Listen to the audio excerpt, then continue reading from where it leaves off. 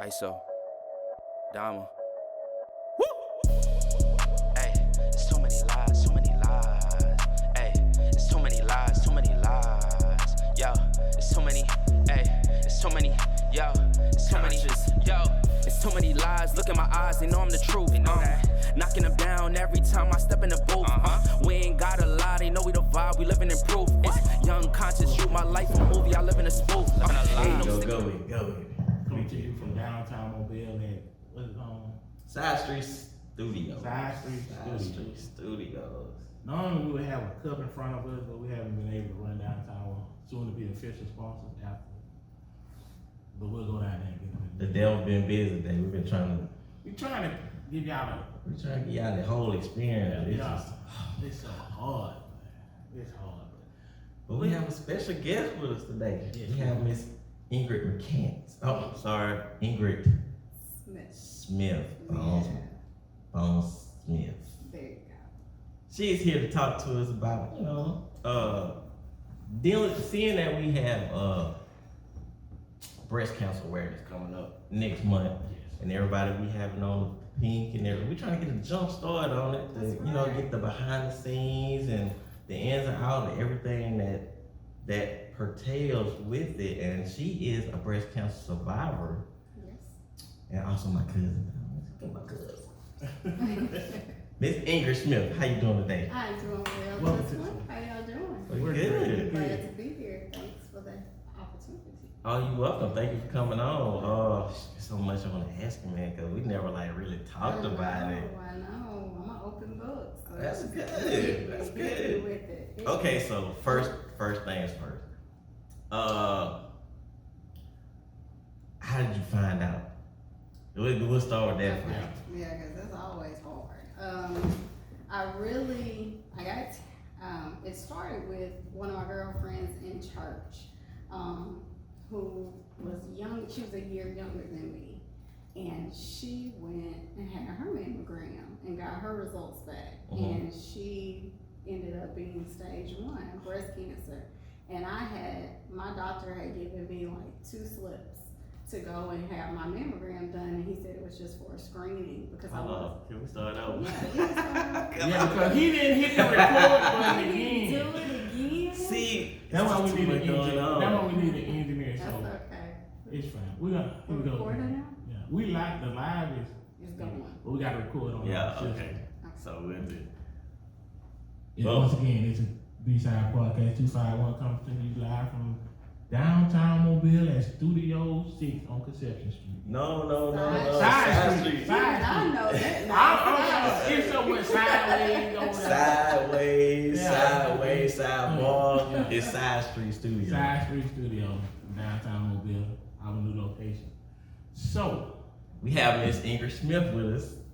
She's on the show today to talk about breast cancer and her journey through it and her everything she went through. If y'all don't know, she's a breast cancer survivor.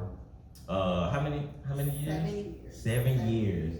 Yeah. And so, we at the B-Side Podcast, we wanted to highlight people that's been dealing with stuff. We've been getting people in line for domestic violence, substance abuse, alcoholism, autism. We're gonna be covering all that in the near future. But today, with everything starting up, football season, you kind of associate both of the two because you see the football players out there with the pink, and so we want to get a head start and talk to somebody about breast cancer, and nobody better but Ms. Smith here. Yeah. So 7 years, you said it's 7 years. Yes. How did it all start? Well, my doctor had given me like 2 slips back when I was like 37, 38. He had given me slips and said I needed to have a screening mammogram because I had always had it in my head that you get screened around 40. But that's typically what everybody thinks. Once you get 40, you get your screening. But he wanted me to do it a little early because with African American women, it's just important that we go a little bit earlier. Right. So I was like, cool, but I wasn't ready for that. I put those slips on my nightstand in the drawer. I was like, I'll get to it. And then it just so happens that one of my sisters at church was diagnosed. She went for her mammogram and she was diagnosed at 38. She was Wow. a year younger than me, and she had stage 1. And when I found that out, I was like, you know what, I might need to go get those slips off my nightstand. So I did, and I went for my screening and didn't think anything of it. You know, you go for your initial screening, and then they tell you, they say they'll call you if it's a problem. So I thought everything was all good, and then about a week later, I got a phone call. They said they needed me to come back in and do some more detail. They said, don't worry, it's probably nothing, but with African American women, we tend to have our breasts are denser. Right. So sometimes they need to just get better pitch, better screen. So I was like, okay, no problem. Came in, and then about a week after that, cause I went like in November, and then they called me back, I went back, and then like around December, I got a call, and they told me over the phone. Wow. Yeah, over the phone. They don't call you in. They told me over the phone that they had some of the cells were cancerous, and they needed me to come in and do some more screenings and meet with a radiologist. And I just remember, I promise you, I was 39 at that time, and my 39-year-old self balled up in a fetal position on the floor and just boo-hoo cried. And then I was like, okay, get over it, suck it up, and then it's like, then you go into fight mode. Then you have to find out, because I always tell people information is power. Once you know what you're dealing with, then you can fight it a whole lot better. So I got out of pity mode and got into like power mode and said, okay, what am I gonna do? I had to pray and seek God and, get ready for that appointment and find out what my treatment plan was. What stage were you was early? It was a blessing. I was stage 0. I didn't even know there was a such thing as stage 0. So that's just how blessed I was. I was stage 0. But and everybody's cancer journey is different. I didn't have a lump, because a lot of times they tell you as a woman to, do your self-exams, look for a lump.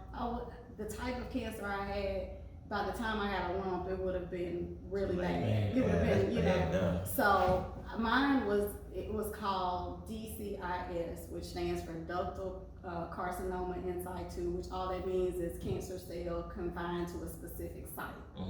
And mine, so it's localized. Yeah, localized. And mine were in my milk ducts. So, and they said it was about a 3-centimeter area that they were dealing with. So with me being stage 0, when I went in, they were really optimistic. They were like, my treatment plan was simple. They were gonna do a lumpectomy. They were gonna go in, remove that portion, and do a little, like some radiation, like 9 bouts of radiation.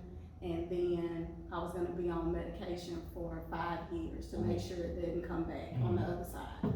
So I was like, cool, no problem, sign me up. So, signed up, went in for that lumpectomy, thought everything was all good, because they were like, with you being stage 0, you got a greater chance we can fight this early. It's like, okay, good. Went in for that lumpectomy, and by the time I went in for that, and it wasn't long, I wanna say I went in for my lumpectomy like May, because everything happens real fast when they find out. So, went in for my lumpectomy, and when they went in, they, I came out, and then they have you sit down, and they tell you, like, they call it your margins. They look at it and they say how many cells are close to like the border of what they removed, and they tell you with the distance. And like my margins were like 0.01. So that meant that the cancer cells were so close to the border that there was a high probability that they didn't get it all. Right. So I was like, okay, so what does that mean? They were like, that means we need to go back in, we need to do it again, and then, we'll look at it and we'll go through this whole process again. And I looked at them and I was like, you know what?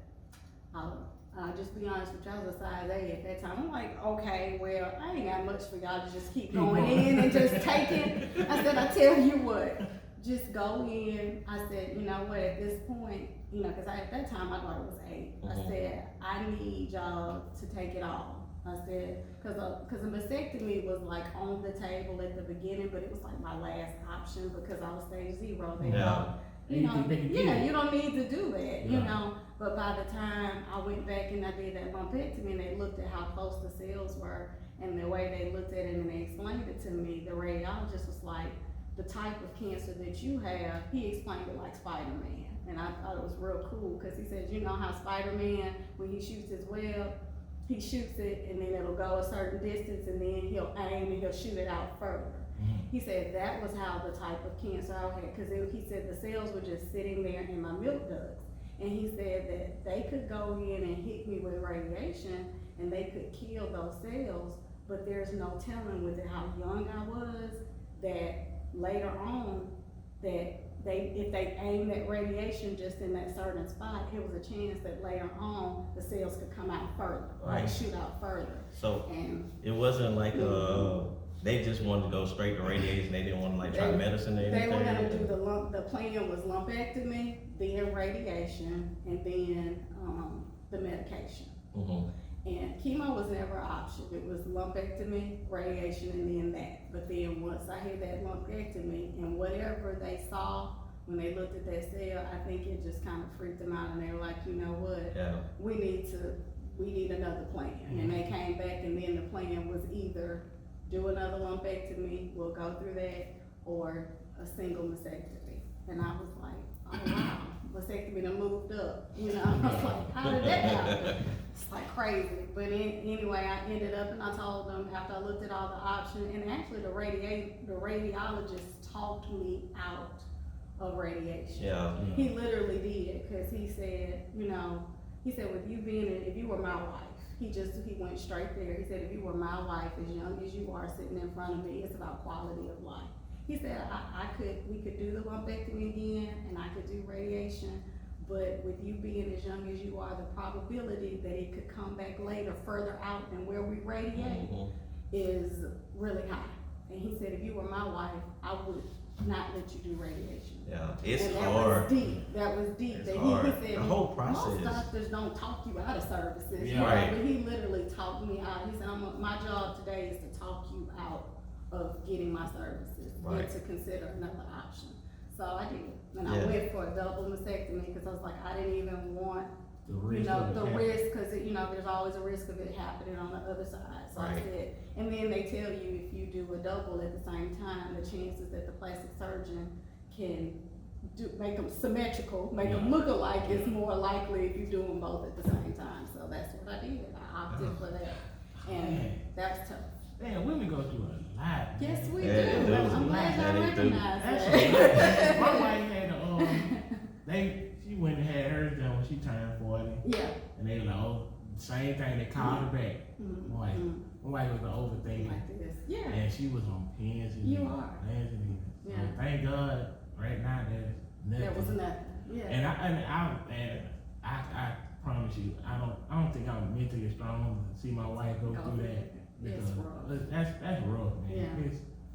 It's rough. I think the hardest part, and I can tell you with that double mastectomy, I know for a fact that was the worst pain that I had ever been in my life. The recovery part of it? I remember waking up in the hospital screaming, wow. bloody murder, just out of my, and the reason I remember it, of course I was highly medicated, but I remember it because, I can remember the faces of my family members, the terror in their faces when I woke up screaming. I scared them out of their sleep, screaming so loud.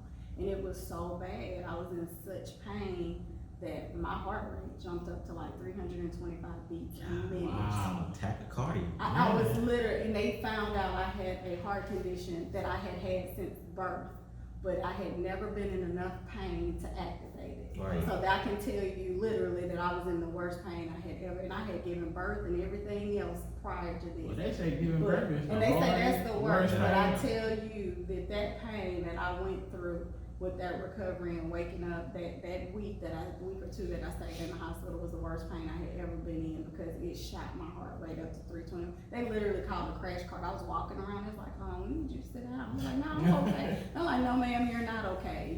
You could have a heart attack at any minute. The part that puzzled me, I go back to when you said, like, the doctors tell you to do the self. The self-exams.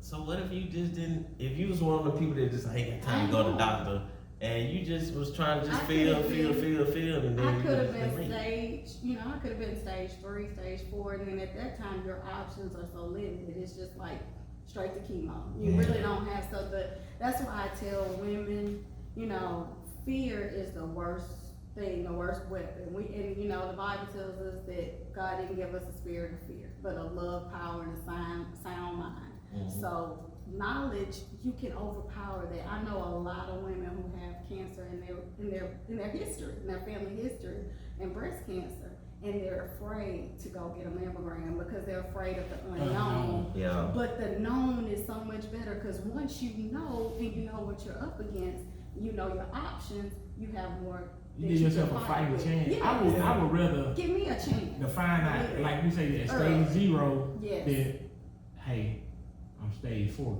You then, get a fake pretty stage much. 4. That's Yeah, they it. start giving you like survival rates of how many days and months you have left Yeah. at that point, and then you can't do anything but chemo.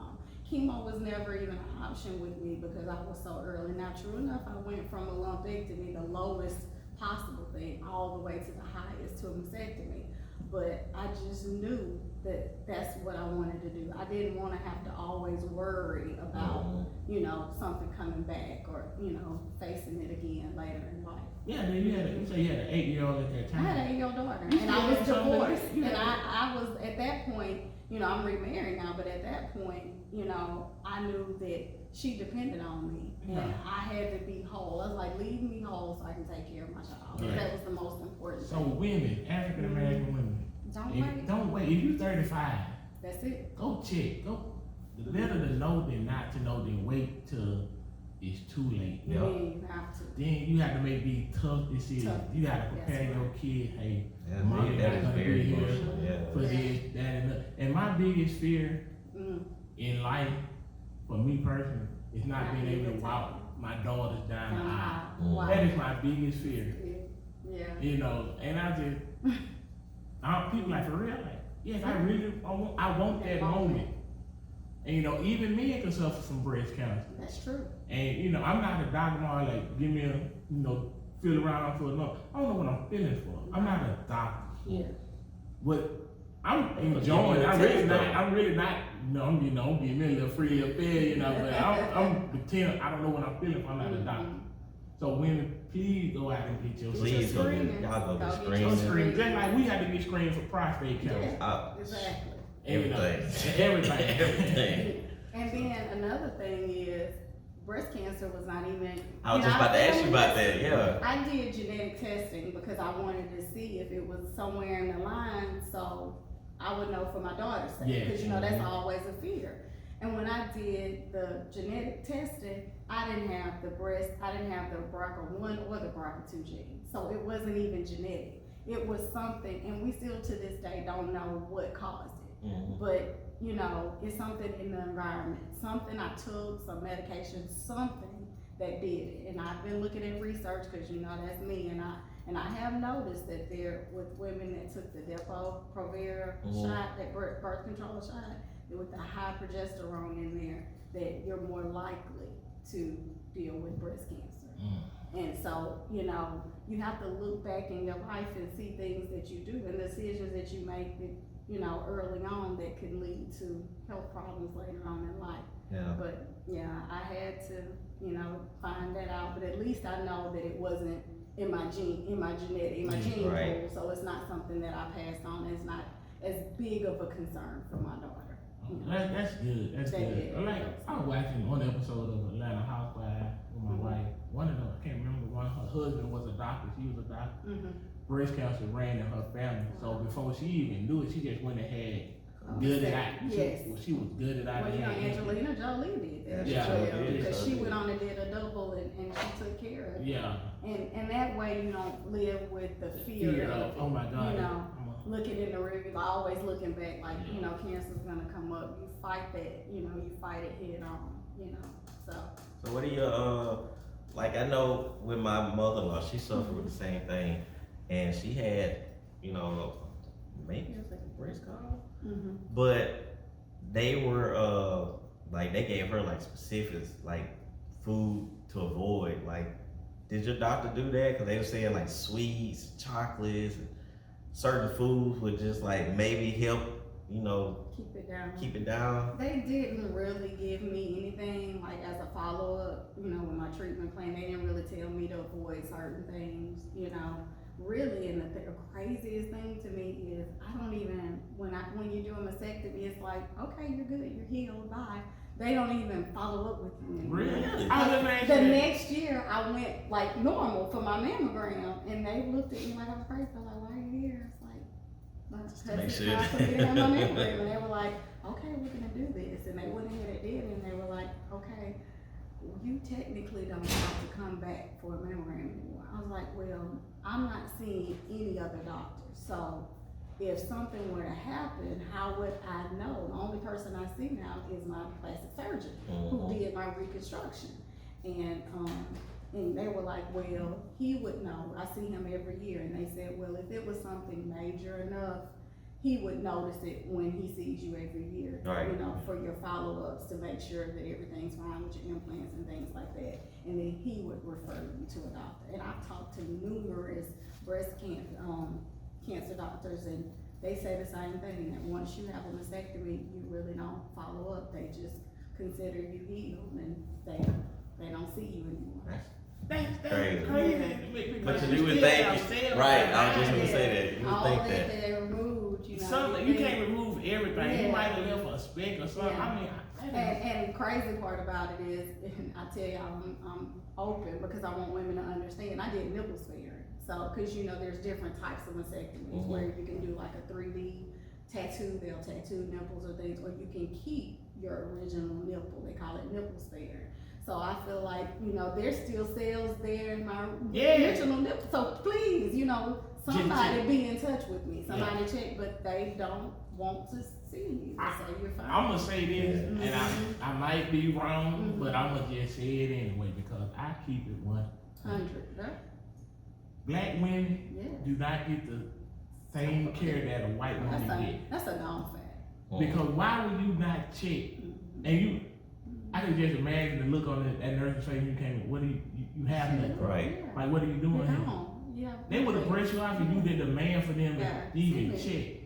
But hey. But let me give you proof, because you said you're gonna go out on a limb and say this. Let me give you the evidence. The stats say black women have the lowest incidence of breast cancer, but we have the highest death rate from breast cancer. And that's two reasons. It's because we don't go get ourselves checked, we don't get taken care of, and then the care that we get is not as good as other races. Yeah, it's probably too late too. Also, like you said. By the time we go, But I promise you, I go for all my checks. I'm gonna check. I'm gonna be an advocate for myself, for my health, and I'm gonna go when I'm supposed to go. Yeah. Because you just never know. And our family, we got everything in our family. Everything. Everything. I got, we got cancer, other types of cancer. We got high blood pressure. We got heart conditions. I got all that, and I have all of that. I have all those. I was blessed. I got all of it. So I have to go to the doctor. I have to stay in touch with my internist all the time. Well, you know what we need to do now, since we got a woman speaking, telling the women, go and get the check, and we need to find a man Come talk about that's to prostate. have prostate cancer. Because we have that in our family. And I don't want. My mother had colon cancer. She cured from that. That was very difficult. I bet. I didn't show it. I didn't. I just retreated into myself. Yeah. Because cancer is a bitch. My auntie had cancer. She had to take one of her kidneys out. So it's just like that. I'd rather get beat to death than have cancer, because cancer is a slow killer. It's nasty, man. It's nasty. It's brutal.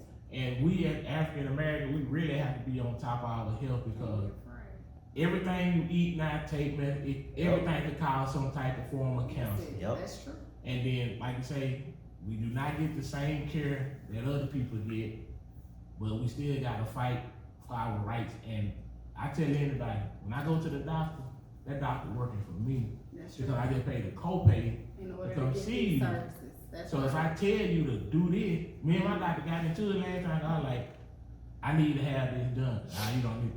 I need to have this done. Yeah. I want piece to of say mind. my piece. I'm telling telling you, I'm not asking you nothing. Right. So you need to listen to what I say. You work for me. I told him like you work for me. Yeah. Until you retire, you're my doctor. I don't work for you. And then there's this thing too that's out there now is you can fire your doctor. Yeah. If you don't feel like that you're being heard, if you don't feel like I'm big on it. If I don't feel like I'm getting the answers, you're not taking me seriously, you're not giving me the care that I deserve, because I'm not just gonna take your word at everything. I'm always gonna go out there, and when I come in here, I've done my homework, and I know what I'm talking about. I know my body, and if my body's telling me this, and I'm telling you I need you to check this, then I need you to do that. You know, don't try to talk me out of it. I need you to trust that I know my body well enough that I'm kind of not a hypochondriac, but I do know the symptoms that my body is giving me. And if they don't do that they won't, do what you're asking them to do, fire your doctor. It's too many of them out there for you to sit there with somebody who you don't feel is giving you the quality of care that you deserve. Now I give my ortho doctor gave me great care. So I had knee replaced. He was like, "You too young, But I know the pain. I'm seeing you like every 3 weeks. I'm gonna go and replace it. Good, cause I need to replace. Cause I'm in pain constantly. Cause he was like, I can't do it. I normally do it when you older. I was like 41. He was like, we gonna go and give you a new one right now. My leg, that way he won't see you all the time. Yeah. They don't make common sense. But he was on that way. He just knew like ain't no sense of me coming to give you cortisone shots. It's not working. Right. So if we gotta replace it later on with that, we'll do that. I read for that. Then wait till I'm 55. I ain't gonna be able to heal like I can in my 40s. Right. Exactly. But So you like you say, I fire barbers. You ain't performing a service that I like. You're not doing a good job. Guess what? You're fired. I will fire you. You got to. So with you having to go through all that, has it like opened your eyes to like a lot of like, I would say, education as far as like getting the word out? Are you like taking part in any events? Do you just go and speak to kids or young adults? Really haven't. I have done I've done panels. I've done a lot of informational panels with other Black women talking about breast cancer. I do participate in the march every year. I don't do we used to do the big one, the one downtown. Yeah. And then there were some issues where we found out that maybe the money wasn't always going to survivors and things like that. It was going more toward research and, if you wanted your money to go to actual people fighting the disease. Now there's another young African-American female, I cannot think of her name off the top of my head, but I know for a fact she does a march in Pritchard. And it starts at the park, and we walk through Pritchard Mall. And I did that one last year, and that one was just more applicable to African American women. It was, an African American female survivor who was putting on this march, and she assured that any funds raised went to survivors. I wonder how much money actually goes to it, because most of it goes to research and salaries. How much really go to research? Yeah, that's a lot of it goes to salaries. When you do the homework, they were saying that a lot of the money actually goes to the salaries of the people who doing it, and not really helping. At this point, in $6.72 billion yearly. Yeah, they're going into people's pockets. That's going in. Because you want to know why? There's a cure for everything. That's what That's what I'm saying. It's more. Why would I kill? Why would I give you the cure when I can make? That's what I'm saying. That's what I'm trying to get at, because like Magic Johnson takes for instance. Man, he should have been there decades ago, man. But now they got pills to where it's like non-detectable. That's what I'm saying. Like really, where the money? Yeah, where's the money going to? These commercials now. All that. Why? Because they have a cure. They do. Because guess what? It was man-made. Yeah. These diseases was man-made. Oh, we can make money. Why would I cure something when I can charge you? Like I take a shot, or Zipper. I think that's what it is. Oh, Zipper. Yeah. Guess how much my insurance paid? $1,100. Oh yeah. And I only paid $24. So why would I cure your diabetes when I could charge your insurance company $1,100+ plus? I make more money treating the disease than curing. That's why the world in the shape it is now, because it's all about the almighty dollar. Oh, yeah. No, and you said that, that's a witness. My husband has colitis, and he gets the shot, the infusions, and it's like when they called us and told us he qualified, they said it was a program that they're gonna enroll us in to get it down. Do you know that those shots over the course, and it wasn't even a whole year. It was, I think we found out in like July or August, and he took the shots for the rest of the year. It was $20,000. And I was like, oh, he just ain't gonna have that, cause we just ain't got that to do. But do you know they got him in a program and he got it for absolutely zero? He pays nothing. Yeah. But the pharmaceutical company gets $20,000 for that. So why cure something? Why cure When something? I get $20,000 off of it, it hook you up to a machine for 30 minutes. That's it. Yeah. So it's crazy. Yeah, it is. It's crazy. But once again, black women, y'all are very important in this world. Not just in our culture, but in the world. You're the blueprint of everything. You ever notice? I had one girl say every time she was in hospital, they constantly taking her blood. She just had to ask her, why are you constantly taking your blood? Because there's something in black women's blood that is unique. It's unique. Because the blueprint of everything. So please go get yourself checked. You're important to somebody. You may not think it, but you're important to somebody in your life, in their life. That's true. So if you got breasts, for men too, we gotta get our breast checked and we gotta get our prostate checked. Black women, please have a mammogram done at the age of 35. Don't wait till 40. Don't wait till 40. Your insurance will pay for it earlier. Especially if you have it in your family history, they will pay for it earlier. Even if they don't, just you pay for it. And if not even, like in her case, it's not in her family history. It's environmental. It's environmental. They ain't no telling what you drinking in water. You ever looked at a bottle of water? Water should not have that many ingredients. Chicken so big now, it's no telling what's in the hair products, everything. Hair products, something wrong with everything. There's something wrong with everything. So we gotta do better with our health. I rather know than not know. Then when I do find out, there's nothing we can do. Give yourself a fighting chance to be here for the ones you love. It's not that hard. And then another thing, black women, is we have to be willing to ask for help. That's another, because there's this, the strong black woman, we strong, we don't need any help, we don't need this. And I think a lot of times we get caught up in that we have to always be so strong because so much is on our shoulders that when I was sick, I felt bad that I had to, the hardest part, it wasn't the pain, it wasn't all the stuff, the recovery. I think the hardest part for me, the first time I really cried during my treatment was when I had to send my daughter away to stay with my best friend because I didn't want to see, I wasn't able to take care of her. You can't lift anything, this is the crazy part, you can't lift anything heavier than a magazine. You can't lift your arms with a mastectomy, you can't lift your arms over your head.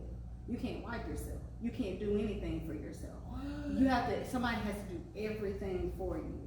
For the time that I was, and it was like over 9 weeks that I was at home trying to recover. And so I couldn't take care of her. And I was asking people to take care of me. So, I had to send her away, and I boo-hoo cried when she left because it was a realization that I couldn't take care of my own child. But that's the crazy part about it, because I had so many people who were just begging to help, but I felt less of a woman because I couldn't take care of my own child. So we gotta stop beating ourselves up and always trying to be the strong woman.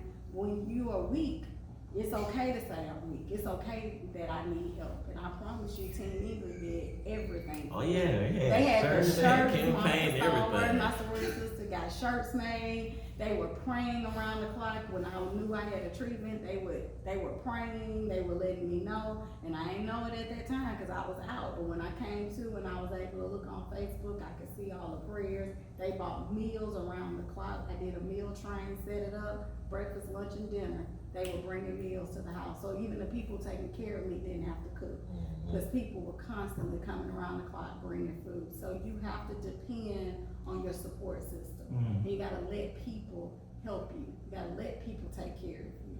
which is really hard for us, is because we're the nurturers. Yeah. So it's hard for us to sit back and let somebody else do the nurturing and take care of it. Yeah, if they ask you, you have any type of seed, say, do you need anything? Don't say nothing. Say something. Yeah. Say something. Like when I had my nigga, you need anything? Yeah, I need some pineapple. To help with this information. Just to help. Just to help with this information. Yeah. Stop. That's go for men too. You gotta ask for help. Yeah. And what I don't like about, they make it 1 month. Yes. No, that's breast cancer just don't pop up in October. Right. It pops up November, December, any given day, as I say, any given Sunday. Yeah. But they ram it down our throats for 30 days, and after that, phew, let's run this, let's get it, let's see how much money we can get because I gotta get my bonus. It's all. Year round. It should be year round. That's something we should not think about just in the month of October. Yeah. You should think about it because if everybody knows somebody that suffer from breast cancer. Yeah. You can think of Somebody or a man that suffer from breast cancer. That's true. So let's not just limit it to just October. It's all year round. Yeah.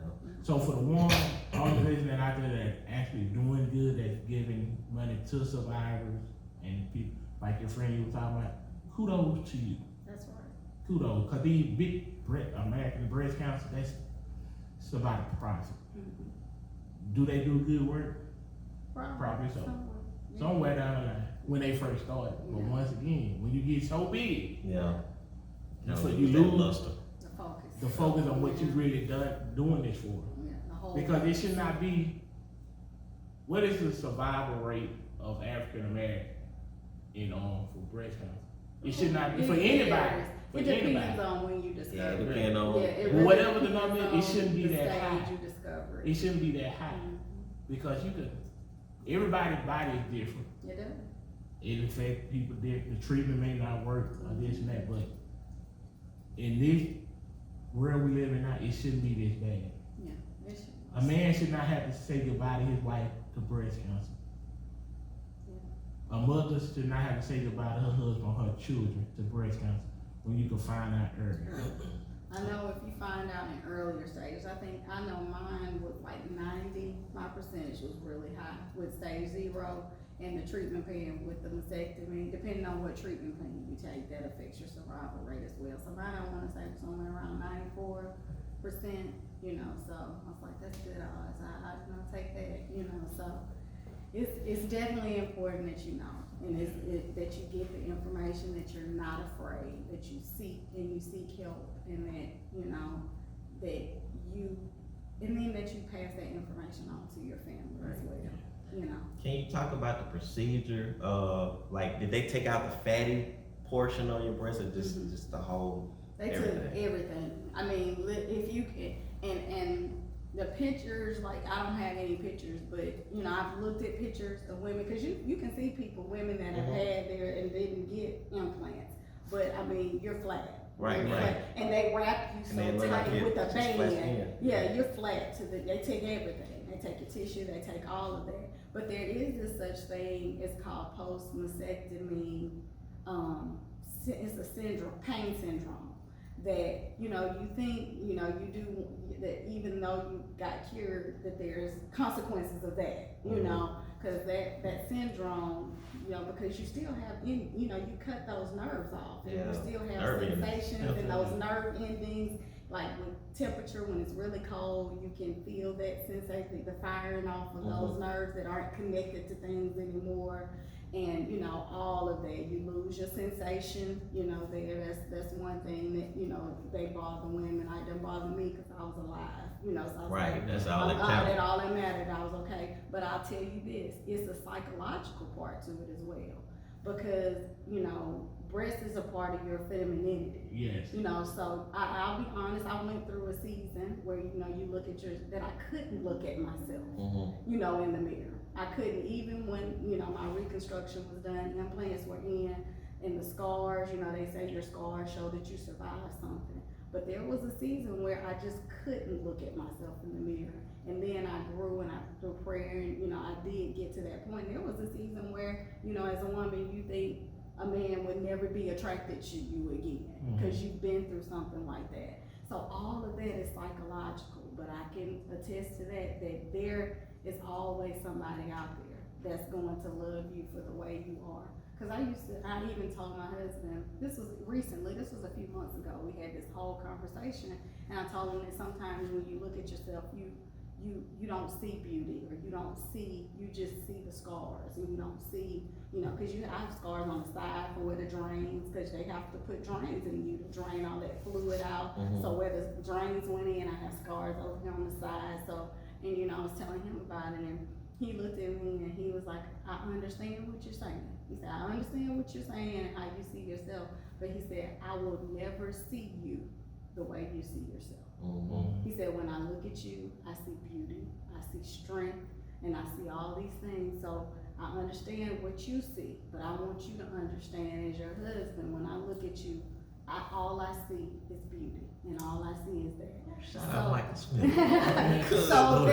so there's somebody out there. So don't think when you go through this, and don't be afraid that with your appearance being altered and your femininity and your sensation and all that stuff being gone, you look at the fact, yes, I survived and I'm grateful for that. I never will take anything from that. But yes, there is a psychological part to it as well. When you're healing, you're dealing with physical pain, you're dealing with psychological pain, you're dealing with all that at the same time. But there's always somebody out there that will love you for who you are and for what you bring to the table. Yeah. Hey, that's deep. Shout out Mike, man. Yeah. He's a good dude. That's okay. He shut me up real quick, because I was all in my feelings, and you get there, you move, and then I was like, wow, okay, I won't say nothing else about it again. We're done with that conversation. We're done with that. So there's always somebody. So you think after that, going through that, you think they should provide mental counseling for that? Because that's a lot. There's support groups, out there for survivors and things like that. I just had a strong faith base, and I had a strong faith. I had a strong church family. I had a strong sorority family with survivors in there. So I didn't ever have to seek anything out like that, And my whole scripture from the beginning was, I shall not die, but live and declare the works of the Lord. That was my scripture through the whole thing, because I just did not accept the fact. At first you think of it as a death sentence, but once I got up off that floor crying, I was like, I can't die. I gotta live, because I gotta take care of my daughter, So I knew that I would survive, and then when I survived, I promised that I would tell my testimony to somebody else, so they would have the benefit of my information, and hopefully they wouldn't be afraid. Right. They could see, hey, I survived it, I went through it, it was tough. I'm not gonna sit here for 1 minute and tell you that it was the easiest thing I did in my life. It was the hardest, most pain that I ever been in my life. And it was a journey, it was a struggle. But on the other side of that, looking back, I can say if I had to do it all over again, I would do it, because it gave me a relationship with God to know that there is nothing that I can't go through in this life that He won't be with me, and that He won't get me through, and He won't take me through. So it deepened my faith to a level that I don't think anything else could. When you face death and you come out of it on the other side, and you look back and you say, wow, I ain't do none of that, because I didn't even know I was there some days. So it was nobody but God that got you through it. Then you can go through any situation in life and know that you're gonna have the victory at the end of it. So, Did you send off, did your doctor send off any blood samples or tissue samples to find out, see if they could pinpoint the All they did was, after each surgery, when they send those samples off to pathology and they get it back, that's when they call you back in for a meeting to tell you. And the first time they looked at my margins, and they was terrified. And I promise you, when you go to that, this ain't just one doctor. When I went through Mobile Infirmary, and that depends on what hospital you go to too. That's another thing, your quality of care. But I remember I sat at the table with 12 different doctors. You have your radiologist, you have your cancer doctor, you have your surgeon, you have all of these different people sitting around the table talking about your case with you. And when they looked at my, report and they saw those margins the first time, I just saw something in their eyes that they were afraid. Yeah. You know, and that was when I looked at them, I was like, okay, at first they was all, yay, we got this, we're gonna beat this. But then after that first lumpectomy, I looked at these faces and I saw fear, I saw something in them that I didn't like. So I was like, okay, let's go on, let's do this mastectomy, we're gonna do this. And then when we came back to the table, it was a whole different conversation. When I looked at them, I saw hope, I saw they really believed that time it was a success. And when they looked at the pathology, whatever they saw that first time, they had them spooked. Whenever that second time, everything was good. And they told me that the margins were clear, everything looked good. And I was talking to my dad, and my dad, you know, man, he didn't understand all that margins and all that reporting. Yeah. And he was sitting there, he said, well, what they saw the first time did come back the second time, and they were so worried the first time, but then they did the mastectomy, and they came back the second time, and everything was okay. What was the difference? I said, Daddy, I don't know what the difference was. All I can tell you is between that time, God moved his hand over the situation, and when we went back the second time, they didn't see nothing. He's like, cause I don't understand how that's like, Daddy, some things you just not gonna understand. You know, some things you just have to take on faith. And I believe that between that first lumpectomy and that mastectomy, God moved his hand and he allowed all of that cancer to be removed from my body, and that's all I need to know. I'm good with that. I'm good with that. That's all I need to know. But you gotta take these and I'll be good. Cool. I'll be like, no problem. So did you do everything here in Mobile, or you had to go out like to Houston and everything? Here. I did everything in Mobile Infirmary. Okay. Yeah. And Dr. Park, and he wins the NAPI award every year for best boob doctor. Dr. Park. He wins the NAPI every year, and I tell you, he is good at what he does. That's your plastic surgeon? That's my plastic surgeon, Dr. Park, and he takes care of you, you know. And then this is another thing that a lot of people don't know. You think once you have that mastectomy, you do that reconstruction that you've done. It's like one and done. And I really believe that. I thought I was gonna walk out of there, no more surgeries, and I was good. And when I met with him, every year, he would tell me, he was like, this is a lifelong relationship. He said, I want you to understand that. He said, because as you grow and you change and your body changes and things change, there's always gonna be, you know, more surgery and more work that will have to be done. Wow. So he said every 5 years he would have to reevaluate. So 6 years out, he kept telling me that. And the 50 I put it out, I don't need to be cut on. Nope. I kept saying I was tired of being cut on because I had 6 surgeries during that time. That was from the lumpectomy until my final reconstruction. I had a total of 6 surgeries, which was a lot. So I was like, I don't want to be cut no more. But I had to go back after 6 years, a year ago, and I had to do another reconstruction.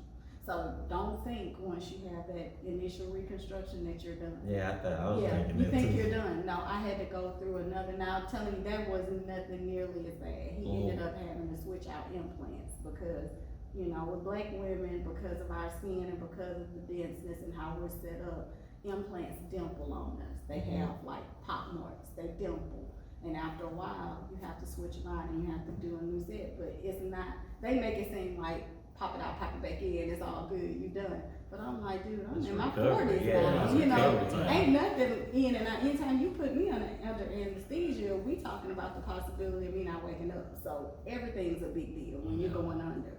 So, you know, it was extensive. You know, it was supposed to just be a quick, I was outpatient and I went home. But my recovery, it was a couple weeks, you know, and I did it during the summer because I was out. But yeah, so don't think, you know, once you have that reconstruction, it's all good. You don't have to do anything else. You're still gonna have to go back for more work throughout your lifetime. With Genesis seeing what you had to go through, do you think like that's gonna be on her mind? Like as soon as I get of age, I need to start getting checked. Like boom, boom, boom. Well, I don't know if it's on her mind, but it's gonna be on her mind because I'm gonna put it on her Right. mind. And I'm not gonna let her, you know, because she, you know, whenever she starts her OBGYN visits, I will definitely. That's something, you know, that my OBGYN will already know is in my history. So we definitely gonna get her checked early if we have to pay for it, you know. Yeah. But we'll pay out of pocket for that because that's just something that will give me peace of mind. You know, even though it wasn't in, you know, my genetic code, I still wanna, you know, make sure that she's good.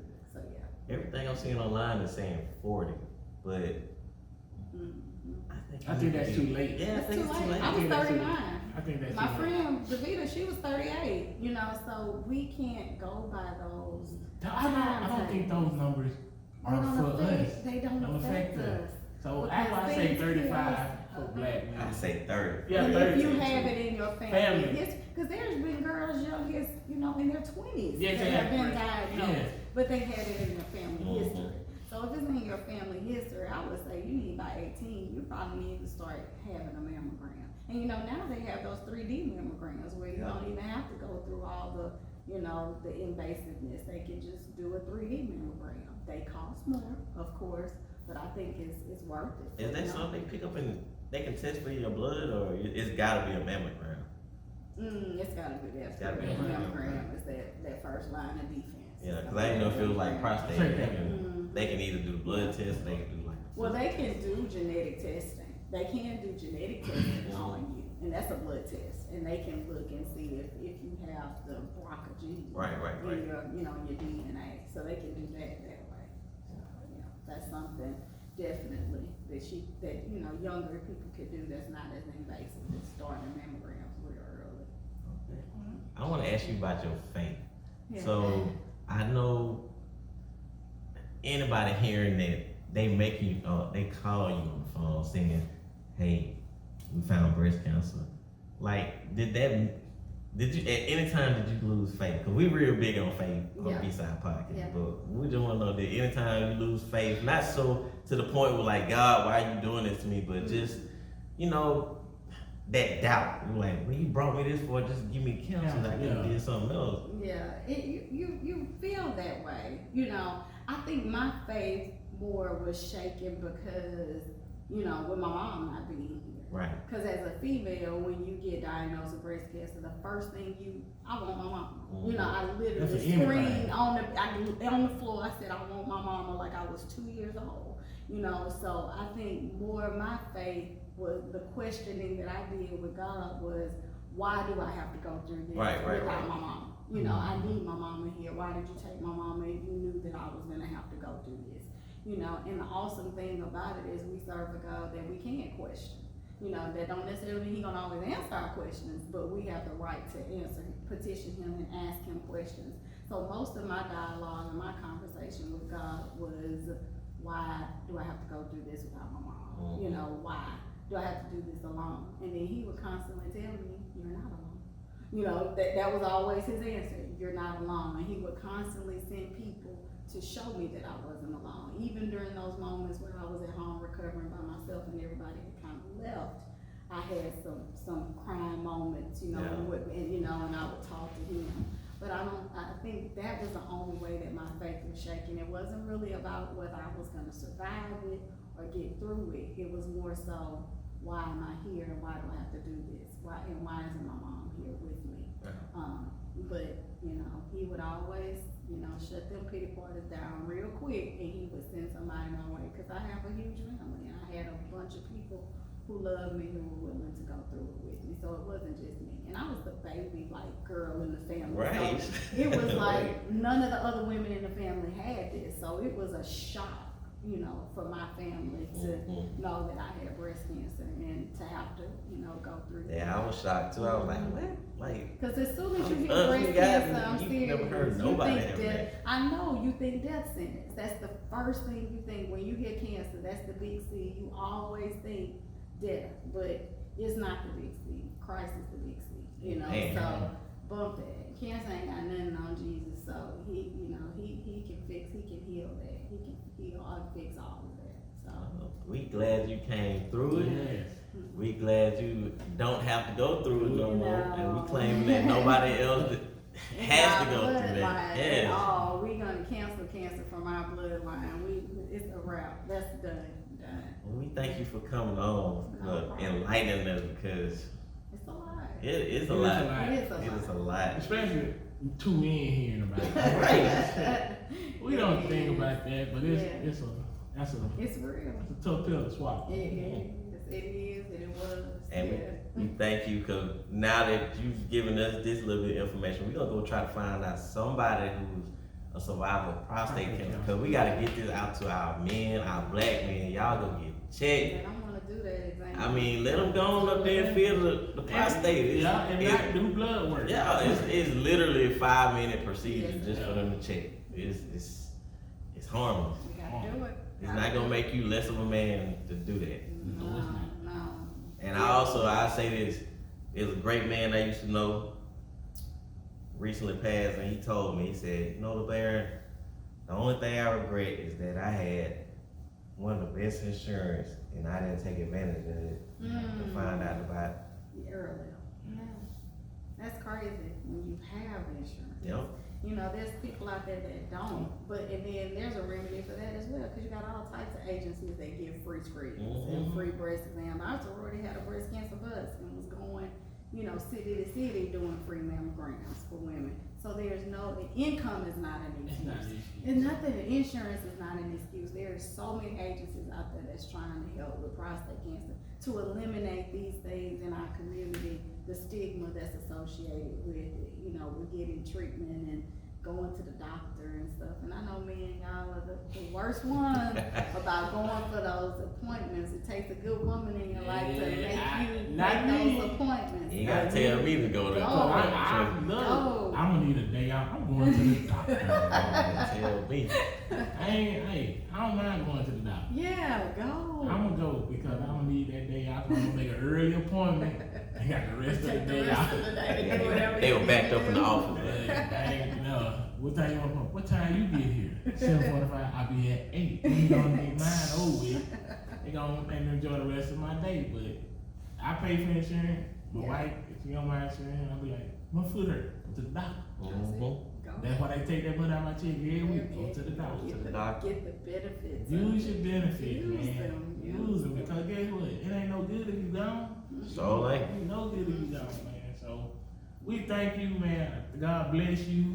And we serve an awesome God. Yes, we do. Some people do not survive. Don't have the right to say I'm a survivor. That's right. So the ones that survive breast cancer, the B-Side podcast, we here to support you. And if you need anything, if you wanna come on and talk about your testimony, how you came through. come on. Yeah, because there's other types. You know, there's types. triple E, the one that's rough. You know, the women that go through triple E where you have to have chemo and that's highly aggressive. You know, and I know some women that have survived that. You know, so I have a network. Once you become a survivor, it's like people start calling you and be like, hey, I had a friend that was diagnosed. Can you talk to them? Can you motivate them? And you know, I try to find out what type they have, because if it's triple E, I can't talk to you about that. Yeah. But I know somebody that can. You know, so you try to build a network of people that have had different types, so you can, you know, direct people that need that. You know,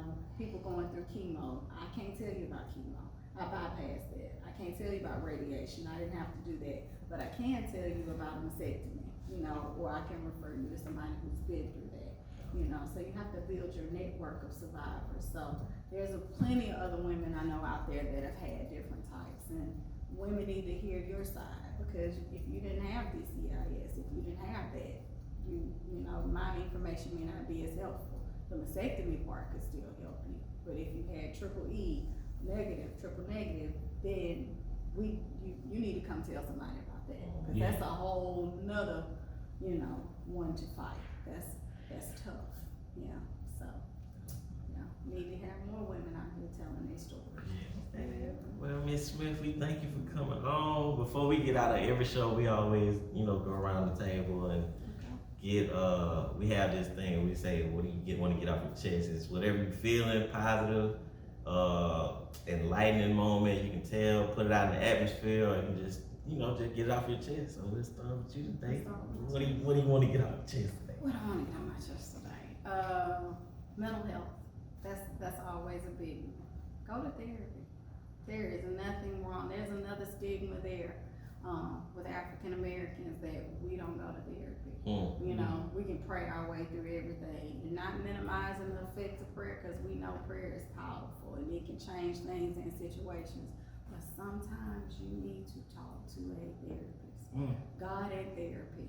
It's go talk to somebody if you need to talk to somebody, because the suicide rate amongst our people is escalating, it is skyrocketing. And a lot of that can be alleviated if we get therapy. So, and I work in high school and I work with children. And I mean, the ages of kids, you kids, first grade, killing herself at 6 years old, you don't see a reason to live. And that's depressing. So we've got to stress mental health awareness in our community. Got to talk to somebody, go to therapy. Kind of hard to follow out. Go to therapy. I would say this for my get it off chest moment. Like we repeated it over and over again, man. Y'all go to the doctor, check. Y'all can do everything else y'all want to. Yeah. Go on vacation, go out to the club, go shopping, but you won't go to the doctor. Yes. Go get checked. It is literally an hour or 2 hours out of your day, out of one day, just to go get blood work, just run. And all you gotta do is give up probably 6 vials of blood and be gone for the rest of the day. And if they find something, they gonna contact you. If not, then you have that peace of mind to know, okay, I'm good. That's all I got to get off my chest. Well, what I got to get off my chest is stop procrastinating on everything we do. We procrastinate. Stop it. I'm bad at it. I know I'm bad at it. Cause sometimes I just be like, I get to it. But guess what? Somebody had plans today, but didn't wake up this morning. So we got to stop procrastinating. We got to start doing what we got to do to better ourselves as a human being and for the ones we love and care about. So stop procrastinating, and the best way to get off your feet is to get off your ass. So that's what I got to get off my chest. Sorry, Mom, I know you know that. Should have let that one slide. Yeah. Because you're tired of you procrastinating. Yeah. All right, y'all. If y'all would like and subscribe. Add us on Facebook, man. Y'all support us. We always trying to give some good information out here. We clown a little bit, but more. If y'all watch our shows, man, we always give some very important information to help our community out, help you out. Y'all support us. And thanks to the ones that are supporting us. I know some of y'all ain't supporting us because we giving real and raw information. We're not going to be that trashy podcast that controversial. Well, we'll be somewhat controversial, but we're not gonna be what you see on TV. We're not, because it's enough of that. It's enough of that. We got better sense than that, anyway. Nah, it is what it is. It is what it is. But for the ones that support us each and every week, watch our show, comment, leave likes and all that, we appreciate y'all. Yep. Appreciate y'all. Yep. Hey, shout out to our official sponsor. Online, y'all go support them. Also, if y'all support us, y'all should support them because they are us. It's our niece, our nephew, our people. Yeah. Y'all make sure y'all go out and support them. With that being said, it's the B-Side Podcast 251. See y'all next episode. So, Dama.